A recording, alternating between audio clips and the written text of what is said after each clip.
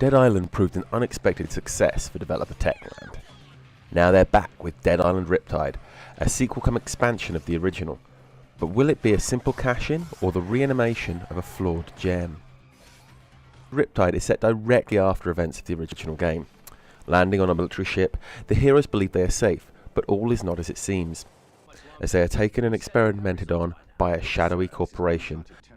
Things move on, zombies appear on the ship, it wrecks in a storm, everyone escapes, and it's back to killing zombies on an island. It is the first game all over again, and if the retreading of the old scenario isn't enough, the small amount of tension and drama Techland do try and inject with the story quickly bores thanks to predictable twists and laughable voice acting.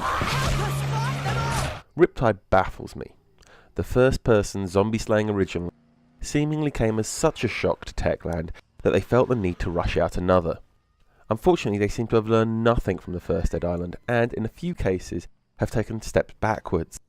One such oversight is the analog combat system, which allows you to swing your weapon using the right thumbstick. This proves one of the franchise's most interesting features, but it has never been surfaced in a tutorial, instead remaining hidden away in an options menu. Combat proves quite satisfying once you've amassed a good range of weapons.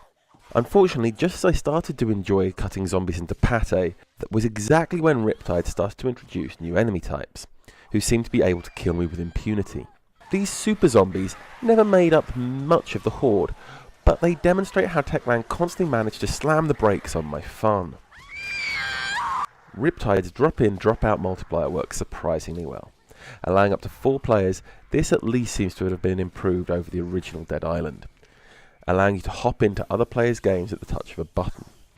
Enemies scale to suit each player, but the sheer number is limited by the tech. Simply having another character on hand to draw aggro makes everything that little bit easier. I do wonder, in fact, if more annoying enemies were designed with co-op in mind, making their presence in the single player another hint at Riptide's lack of polish. The list of cut corners becomes all the more prominent in Riptide's presentation. Reused assets are a key offender here, with many of the challenge areas looking identical. This means the cave you find at the start of the game will be the same as the one you find at the end, albeit with different loot.